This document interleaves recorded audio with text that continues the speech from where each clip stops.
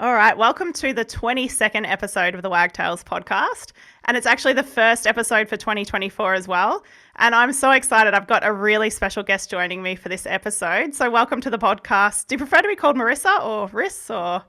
Everyone's been calling me Riss lately, so yeah, we'll go by Riss. All right, we'll go by Riss. I'm going to start. I used to always ask the podcast guests to tell me about themselves as the first question. And I'm like, that's actually a really deep and hard question. So I'm going to change it and say, what are you most excited about right now? And we'll just see where that goes.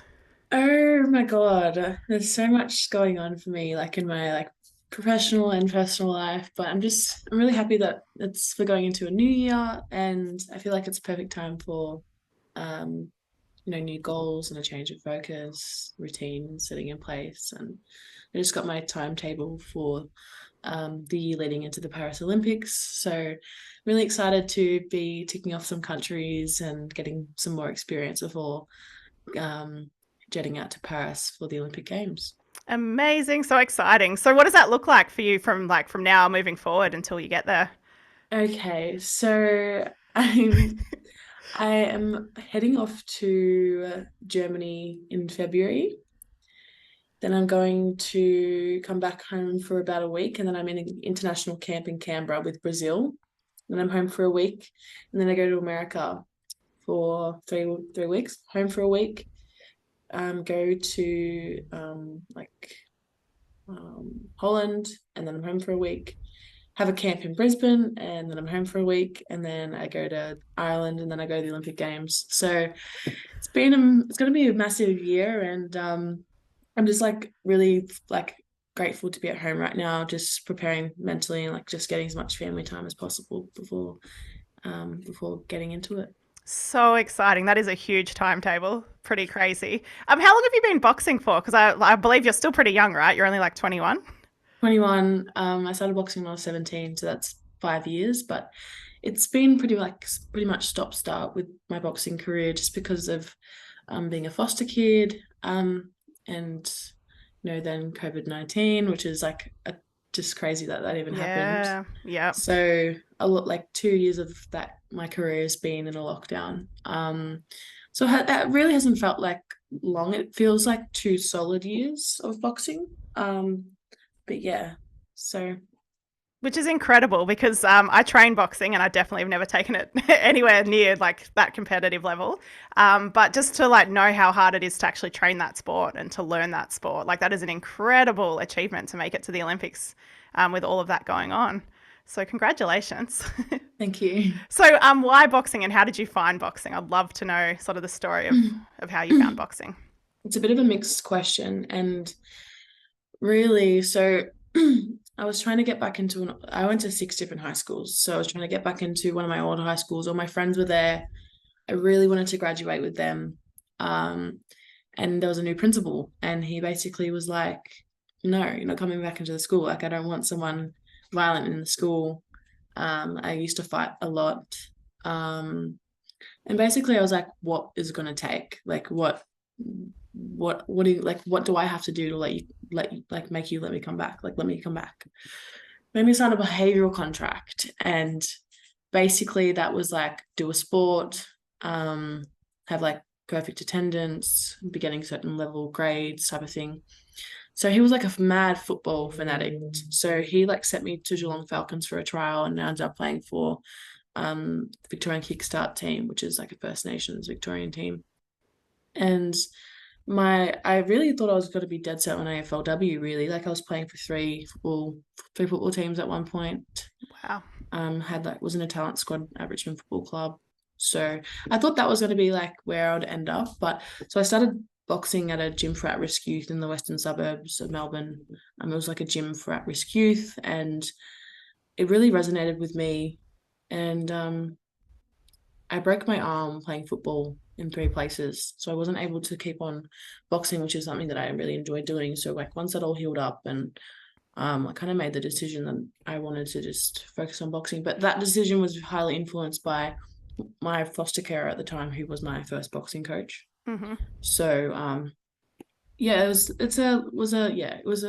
the journey has been, there's a lot of different components of why I have continued to box, but that's that's how it all started. Yeah, it's super interesting to me because I don't know if you know, but I always worked in alternative high schools. So I was a Ah, teacher and a school leader. So I always worked with kids who mainstream schools had kicked them out. They had nowhere else to go and would yeah. always take them in. No suspensions, no expulsions. So a lot of our kids used to fight as well. Yeah. So I'm sort of curious about your journey with school and if you have any kind of insights or recommendations around what school should look like for someone, who is going through a lot of stuff. No one has ever asked me that question, actually. Like, usually I get kind of like the same sort of questions, but to be honest, like,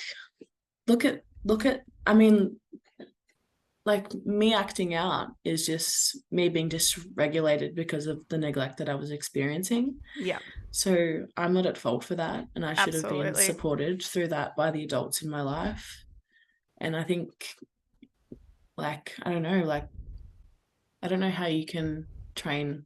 Yeah, I feel like there needs to be some sort of training for, like, trauma informed training for teachers, like, as a bare Yeah, minimum. yeah, So, and there was a teacher that really didn't give up on me. Like, I didn't like her at the start, but her name was Lauren. She was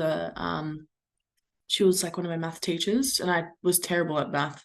I hated it, but she would, like, I wasn't getting fed all too much by some of my carers, and like she would just always make sure I was fed. And I also had another teacher, Ash, who because I was a singer. No, not many people knew that, but know that. But I loved music, and that was sort of my outlet before I started doing sport. yep. And she was just she had so much compassion. So I feel like approaching working with children with compassion and understanding, and Yeah. yeah. It's so nice to hear it from you because it's completely what my business model is all about. So I just like it's nice to hear it from your side of the story as To well. me, I don't really understand it. Like, when I'm engaged with so many young people, Yeah, um, just with boxing and with the work that I do as well. And it's like, to me, I just look at them and I'm like, oh, it's a child. Like, exactly. I just don't understand why there's not that level of care, and why people um aren't don't act the way that I act, and like don't view children the way that I view children. Yeah. It's interesting. It is interesting. And you're probably way ahead of your time to be a 21-year-old already having that insight as well, which is Mm. incredible. Yeah. So you said one of your foster carers was your boxing coach, your first boxing coach as well. So was that someone you lived with for quite a while or was that just coincidence at the time? No, so I had 16 placements, 5 years. 16. Wow. Yep. Lots. And some of them were, it was, I was actually at the boxing gym, and the carer I had at the time sort of relinquished care of me whilst I was there. And the coach was like, well, I'm not going to, like, leave you here. So he was like, well, I guess you're going to just move in. Oh, wow. Yep. And that was really hectic, um, for lots of reasons. And it didn't actually end up working out in the end. But I really did develop my love of boxing, like, whilst living in the house. Like, every day I'd wake up, I'd run. My coach would make me breakfast. Like, we'd talk about boxing. He'd take me to school. I'd do school, come home, train again, then watch boxing until I was going to sleep. Like, that was it. Like, Yep. it was a moldy household, so very strong family cultural values, and boxing is a massive part of that. So yeah. Yep. So it was sort of like just a gateway at the time, I guess. It's led you to where you are now. But yeah. Yeah, Yep. So that's right. 16 placements in 5 years. So was this all your teenage years that you were in foster care? Yeah, so I was kind of dabbling by the age of 9. I was I was in really bad, like, family breakdown, impersonations. So, like, my mum had gone through quite a lot of adversity as a child, as well. Like, she was in care, and Yep. it's kind of been a bit of a cycle. But yeah, she was a schizophrenic with just substance misuse.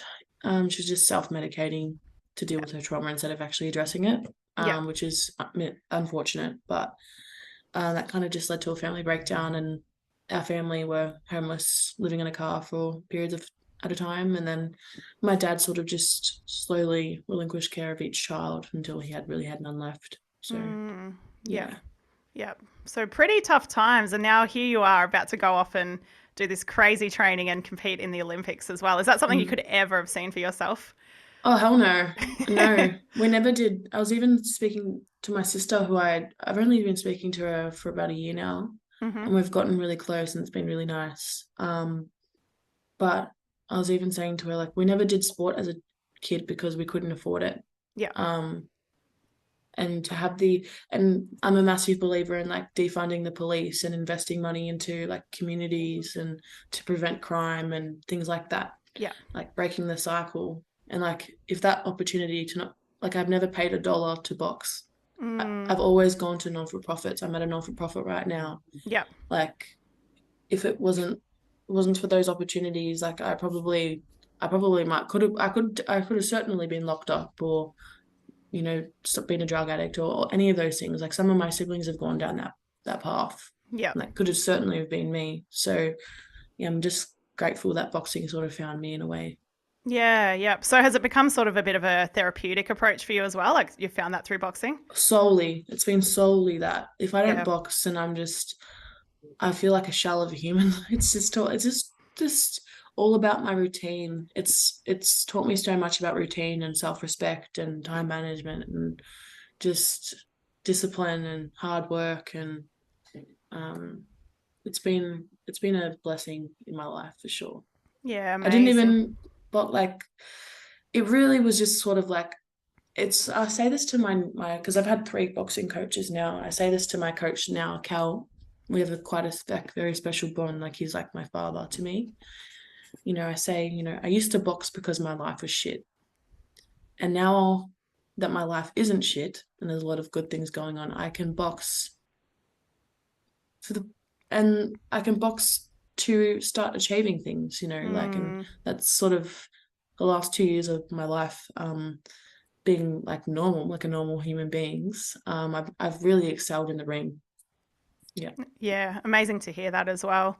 So do you want to talk us through maybe your qualifying experience as well? So what did it take to actually qualify for the Olympics? Oh my God. And so I had to fight at the state title. So I fought somebody by the name of Imogen. I put 6 standing 8 counts on her Wow. in the fight, which is massive. Yeah. Usually they would stop the fight, but I feel like they might have been doing her a bit of a solid so she could, Yeah. Okay. because if you get stopped, then you can't fight for 30 days, and she probably wouldn't have been able to go to the nationals. Yeah. Gotcha. So bet her. Then I went to the nationals in Wajak, which is Perth. And it was a massive political thing, because there was somebody who had been sort of like the golden girl of Australian boxing for over a decade, who was coming down to the Olympic division, which was my division. Yep. And there was a lot of a lot of noise, a lot of momentum, and I truly believe that people were coming to watch either me be beaten or her be beaten. Mm-hmm. So that was a massive time in my amateur career. Anyway, the first fight is against my first opponent, Louise, and I stopped her in 1 minute and 20 seconds, which is the quickest stoppage I've ever had in my career. And then I fought Kay Scott, who was the number 2 in the world that last year. Yep. I bet her majority decision, and that earned me my spot at the Pacific Games, and that was a massive upset. And that win, because it was such an iconic win, Mm. I ended up winning the Arthur Tunstall Award. So the Arthur Tunstall Award is awarded to the best boxer of the Australian Championships. It's never been awarded to a female, so I was the first one to be awarded Amazing. Yeah. that. Yep.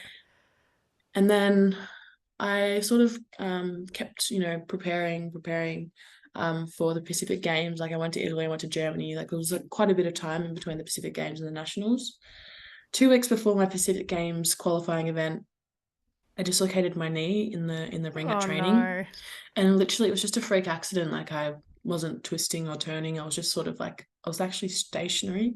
Oh And it must have no. just been from fatigue. Like, I've been working full time, training full time. Like, I'm Yep. working 2 full-time jobs essentially. So it just came out, and I initially got a non-clearance to box. So I got told, if you want it so bad, like, there'll be the next Olympics. So I ended up going somewhere else and ended up getting my clearance.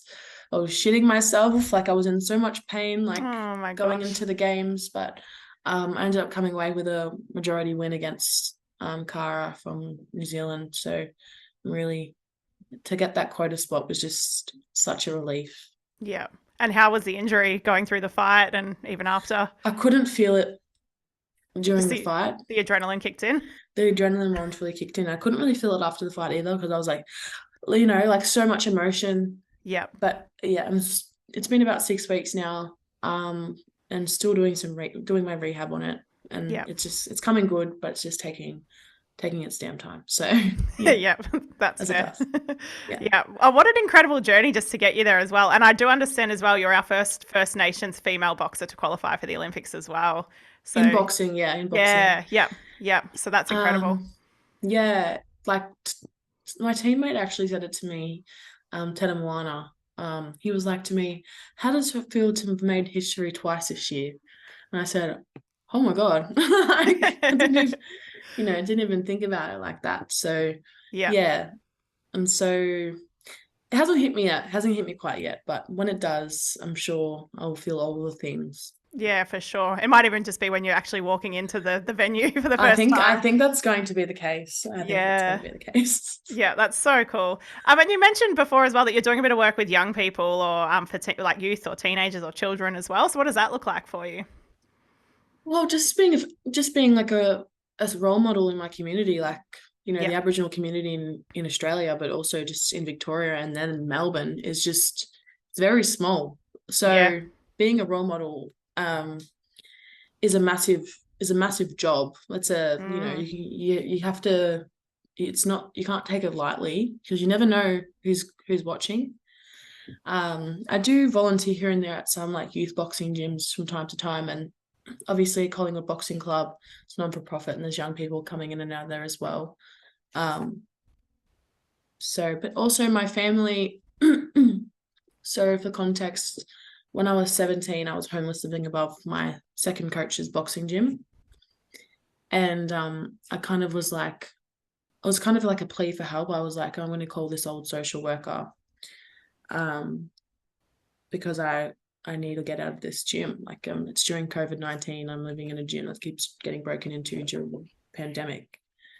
So I called her, and then she sort of took me in. I lived sort of like I was on a couch for a bit, and I ended up living by myself. But this 2023, I moved in to the house and to actually live with them as a family, Oh, to great. focus on my Yeah. boxing.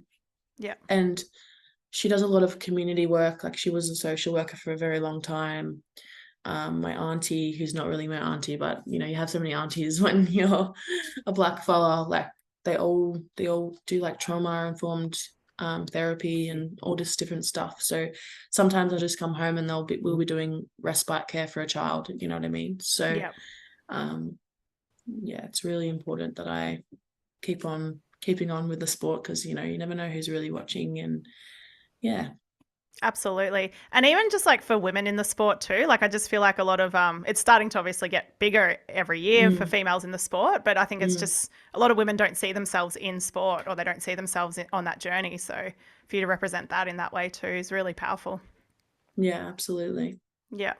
Did you have anyone that you were able to look up to through that your childhood or through those years as a youth as well?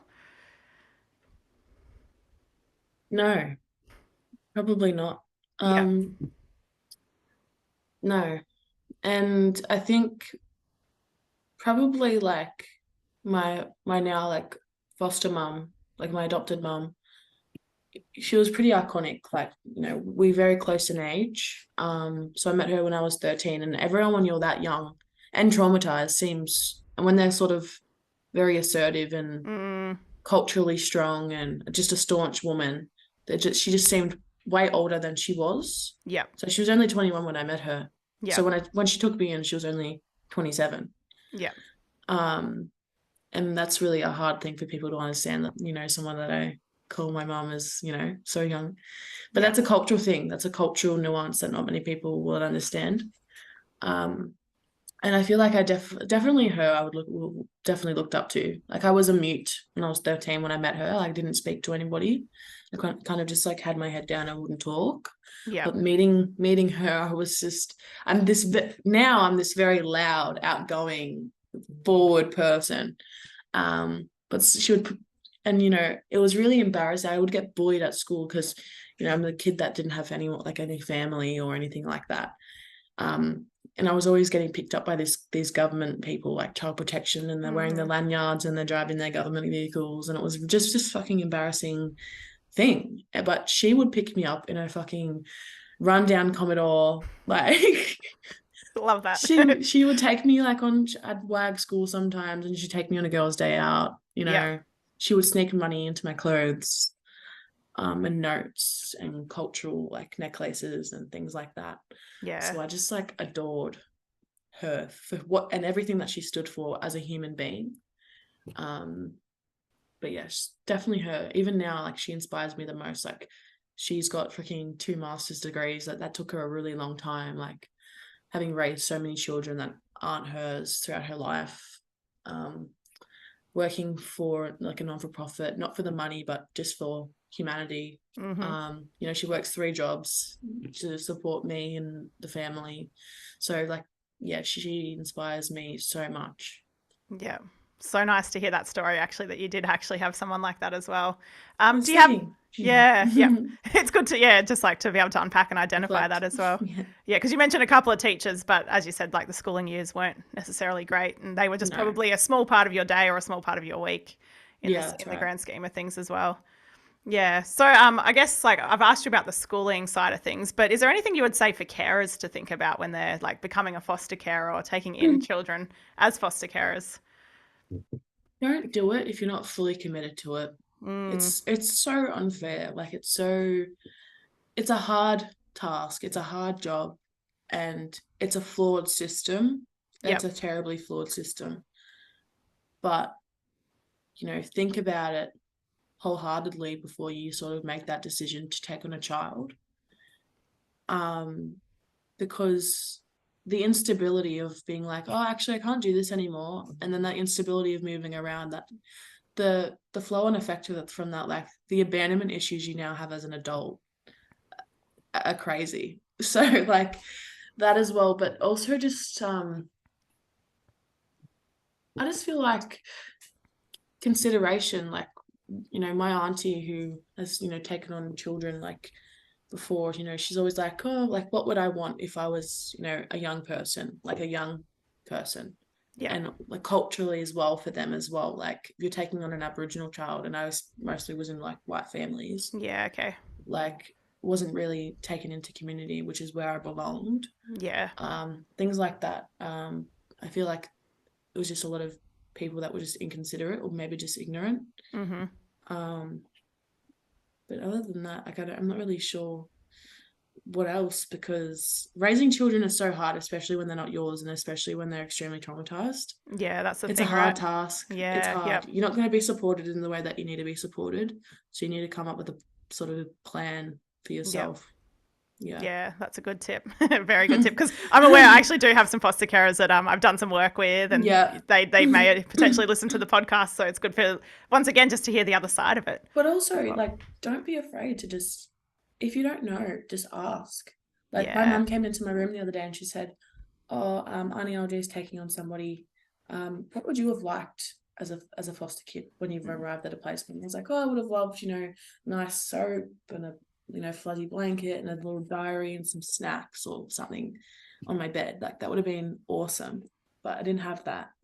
So just asking questions, like, don't be afraid to be wrong. And I feel like people are so judgmental. Like, I feel like people need to start embracing each other a bit more.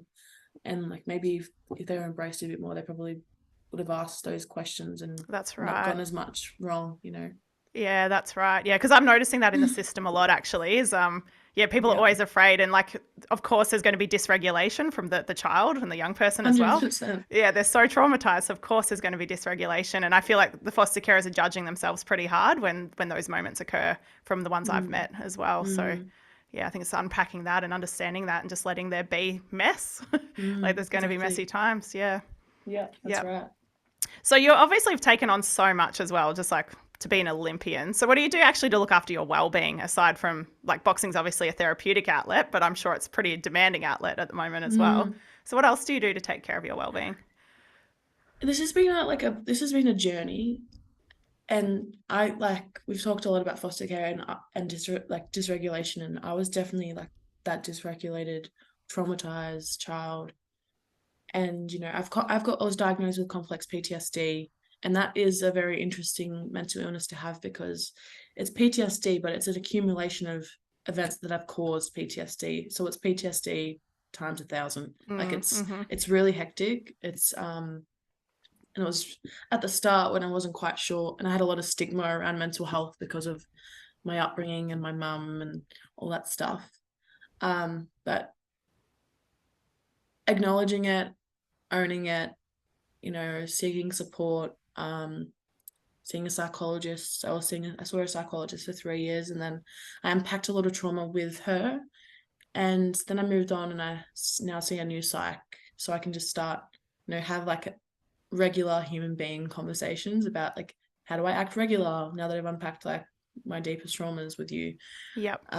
Being medicated, like I feel like people are really hesitant towards that option, but working with a psychiatrist that really has my well-being at heart, and like I've tried a lot of different things, and I feel like I've got a good combination at the moment, and that's really been helping me just to like get through my day-to-day, doing things to get grounded, surrounding people, surrounding sort of I've cut off a lot of people in my life that weren't really aligning to my values. Like there was a values mismatch. So I think that was really important as well. But just also just doing things that I love, being at home with my family, reading, listening to music, like laughing, like just doing all that stuff. So, but it's a bit of a spectrum. It depends what you really need. Like 3 years ago, I needed like intense trauma therapy, like informed trauma therapy. Yep. But now I'm like, I sing in my psych, once a fortnight, I'm kind of like, it's a bit different now. Yeah. Yep. You're making a really Yeah, good point. Yeah. It's very specific to where you are at the time. exactly Yeah. right. Yeah. Well, we're getting pretty close to the end of our time. And what I do at the end of a podcast is Yeah. I ask the guest 5 questions just to sort of close off. Yes. So you can just go with your gut answer and you don't have to like Okay. stress too much about what you say. All right. Fun. But the first one is, what did you want to be when you were a kid? So when you were like a little young kid. I either wanted to be like a detective or I wanted to be a doctor. Yeah, cool. Yeah. So, because I watched House a lot and he was just like this funny doctor, and I just wanted to be like that. Yeah. Yeah. I remember House. I totally It's haven't. freaking hilarious. I still watch it. I actually forgot that it even existed, but now Yeah, I'm it's going to check it out hilarious. again. The second question is, what are your 2 top values? It's always hard to narrow it down to 2, but see if you can just like choose 2 values. Transparency and reciprocity. Oh, I like So that. Yep. I'm very open and honest, and I honestly am head first, headstrong. And also, if people aren't picking up what I'm putting down and like giving me what I'm giving them, then that's not a relationship. That's a monologue. Like that's not a relationship. So yeah. Yeah. Very good. Like they're cool ones to have.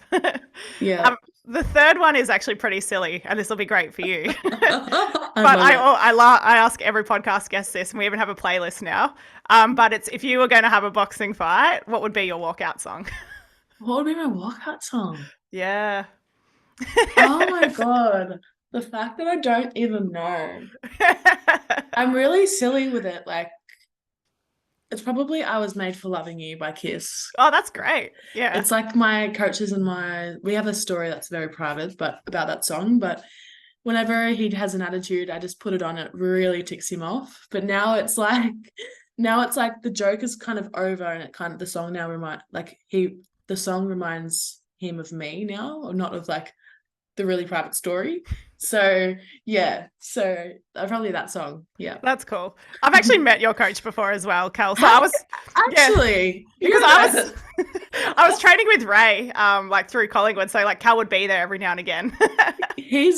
Cal is this just amazing wealth of knowledge, but no ulterior motives. Like, he's never made a cent out of that place. He's been there for 25 years. It's always been a non-for-profit. He's just this incredible person, and I'm so glad that Collingwood Boxing Club's an iconic, it's a heritage listed building. Like, it's an iconic, it's the oldest boxing gym in Australia. Amazing. To be Collingwood Boxing Club's first Olympian as well is probably my biggest personal achievement. I love that. That's cool. That's cool. And I feel like everyone I meet that has trained under Cal speaks the same way about him as well. He's just the best. Yeah, that's cool. The fourth question is, if you could collaborate with anyone on any project or any idea in the world, who would it be? Oh my God. And it can be dead or alive. Oh my God. Just to make it even harder. Oh my Lord. There's just so many like fantastic people. Muhammad Ali. I feel like he was like a champion of the people. Yeah. People loved what he was doing outside of the ring. And I would just love to just hear what he'd have to say and what he'd have to say about boxing, like from his perspective and like how it changes people's lives. And yeah. Yeah, definitely good answer. And then the last question is, if you could make one recommendation as a step that anyone could take towards healing, what would it be? I feel like just being so fucking for real with yourself, just like sitting down and being like, okay, I really need this. And I don't know why there's still such a stigma with like seeking, a therapist or a psychologist or like, but I wouldn't be the person that I am today without all the unpacking that I've done. Like, I wouldn't, like, the person I was 3 years ago or 1 year ago or 2 years ago is not the person that I am today. And I couldn't have achieved what I've achieved the way that I was in the state that I was. I probably wouldn't have even been able to have this conversation without, balling up. So I feel like please just consider taking steps towards your improving your mental health that aren't counterproductive. Like, you have a problem, like fix it, not, do other things to try and fix it. Just do the thing. Trust me, like trust yourself. It's definitely the best thing for you. You'll thank yourself in the future for sure. Yeah, I love that. That's such a great answer. And you make such a good point too. I feel like we've been conditioned so much just to like not talk about mental health, to hide it, to pretend that we're okay. It's your brain. Like, it's your brain. It's everything that you do. Like, if you're not 100%, how can you even function? You can't function. Yeah, it's just fake functioning until you totally break down. That's right. Yeah. So, yeah. Yeah, no, great tip there. And before we close off as well, I just wondered if there's anything else you wanted to add or say to close off. Well, yeah, I feel like we've touched on some topics that I've never really touched on before in an interview before, and I've really appreciated that because there's more to me than just boxing. There's quite a lot that makes me. I'm a complex human. There's quite a lot of other things other than boxing. It's like that's like 1% of who I am. But yeah, if anyone's listening, needs that push, I feel like, take the leap and do what you need to do to support yourself. Yeah, no, I appreciate your honesty so much as well. It's actually been such a rich episode for people to like hear, and hopefully some teachers take some advice, some foster carers take some advice, young people might hear it and think about what they want to do next as well, which is great. I also noticed when I was like looking into your journey and what's going on is like are you still seeking sponsorship and like some fundraising and stuff like that to make your journey more possible and more like sort of more comfortable for yourself as well? Like I said, I've been working full time this whole time. I've been working full time since I was 14 years old. So it's terrifying to go into this Olympic year and probably have to consider not being able to work because it's just not possible. Like, it's actually not possible. If it was, I would do it. Yeah. Anyone, even if it's $5 or $5,000, like, please reach out via my Instagram, or please donate to my GoFundMe page. I would be so grateful. I'll put yeah, the links in the yeah. show notes so people can access it.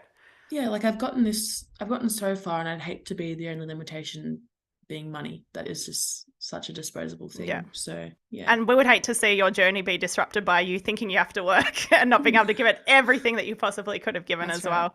Yeah, so I'll make sure those links are in the show notes. So if anyone heard that and they're curious, they can definitely have a look at how they can help out.